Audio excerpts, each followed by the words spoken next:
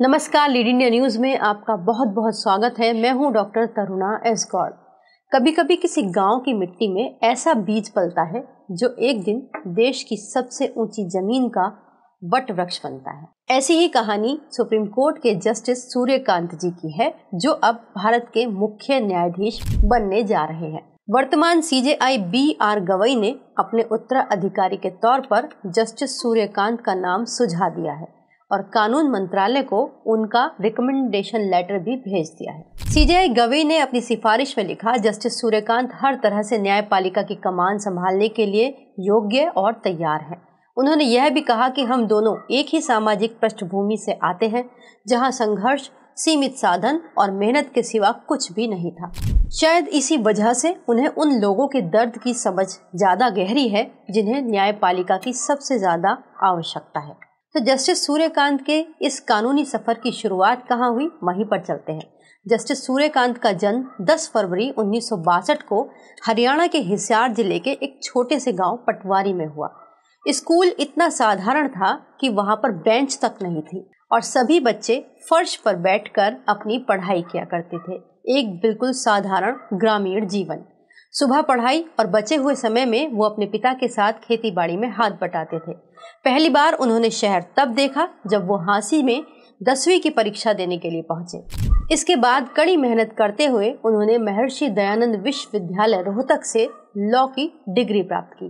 पढ़ाई में वो हमेशा से मेधावी थे। उन्होंने अपने कानूनी करियर की शुरुआत हिसार डिस्ट्रिक्ट कोर्ट से की, जहां से उन्होंने अपनी वकालत शुरू की। फिर उसके बाद साल 1985 में वो पंजाब और हरियाणा हाई कोर्ट में प्रैक्टिस करने के लिए चंडीगढ़ पहुंचे। यहाँ 38 साल की उम्र में वो सबसे कम उम्र के महाअधिवक्ता बनने वाले व्यक्ति बने, जो अपने आप में एक रिकॉर्ड था।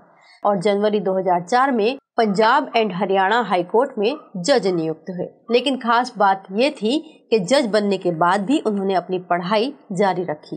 कानून में उन्होंने पोस्ट ग्रेजुएशन किया और वो भी फर्स्ट डिवीजन में। साल 2018 में वो हिमाचल प्रदेश हाई कोर्ट के मुख्य न्यायाधीश बने, यानी चीफ जस्टिस, जहां उनके निर्णयों में कानूनी सटीकता के साथ साथ सामाजिक संवेदना की भी झलक दिखाई दी। इसके बाद 24 मई 2019 को उन्हें सुप्रीम कोर्ट के न्यायाधीश के रूप में नियुक्त किया गया और अब 24 नवंबर 2025 को वो देश के अगले यानी कि 53वें CJI बन सकते हैं, यानी देश के मुख्य न्यायाधीश। जस्टिस सूर्यकांत के जो फैसले थे वो भी काफी अहम और चर्चित रहे। अब उनके कुछ फैसलों पर नजर डालते हैं जिन्होंने उन्हें इतना खास बनाया। सबसे फेमस केस था आर्टिकल 370। जम्मू कश्मीर से अनुच्छेद 370 हटाने पर सुनवाई करने वाली संवैधानिक पीठ का वो हिस्सा बने। यहाँ पर जस्टिस सूर्यकांत ने संविधान के ढांचे और संसद के अधिकारों पर काफी गहरी और कानूनी टिप्पणियां दी। दूसरा जो फेमस केस है वो है सेडिशन, यानी कि राजद्रोह का। 2022 में उन्होंने उस ऐतिहासिक बेंच का हिस्सा बनकर कहा कि जब तक सरकार इस कानून की समीक्षा नहीं करती, कोई नई FIR दर्ज नहीं की जाएगी। ये निर्णय लोकतंत्र और freedom of speech and expression की दिशा में एक साहसिक कदम माना गया। उनका ऐसा ही तीसरा एक बड़ा फैसला था पेगासस स्पाईवेयर केस। इसमें जस्टिस सूर्यकांत की बेंच ने यहाँ एक गहरी टिप्पणी की। उन्होंने कहा, राष्ट्रीय सुरक्षा के नाम पर नागरिकों की निजता पर हमला स्वीकार नहीं किया जा सकता।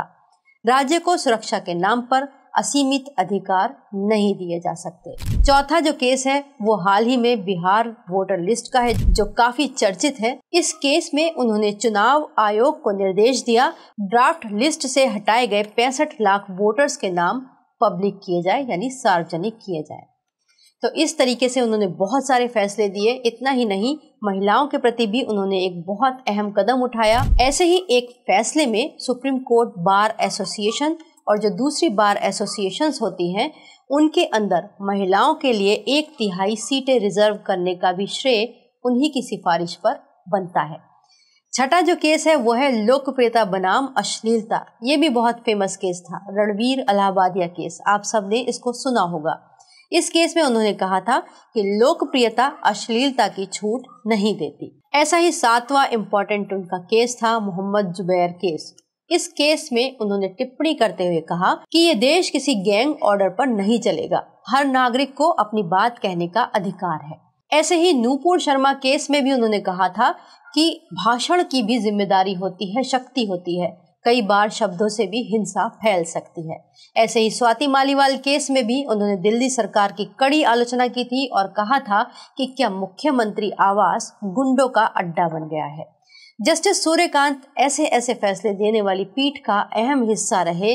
उनके लगभग हर फैसले में संवेदनशीलता और कानून की गहरी समझ झलकती है।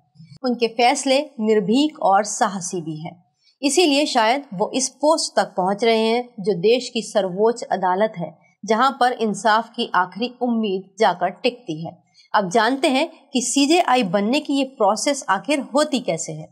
इसका तरीका बेहद रोचक है और बड़ा ट्रेडिशनल भी है। कानून मंत्रालय मौजूदा सीजेआई से उनके जो रिटायरमेंट होता है उस समय से लगभग 1 महीने पहले पूछता है कि वो अपना उत्तराधिकारी किसको नियुक्त करना चाहते हैं। इसके बाद सीजेआई अपनी जो सिफारिश होती है वो सीनियरिटी के आधार पर चुनते हैं और एक चिट्ठी के रूप में कानून मंत्रालय को सौंप देते हैं। ये परंपरा कॉलेजियम सिस्टम का हिस्सा है।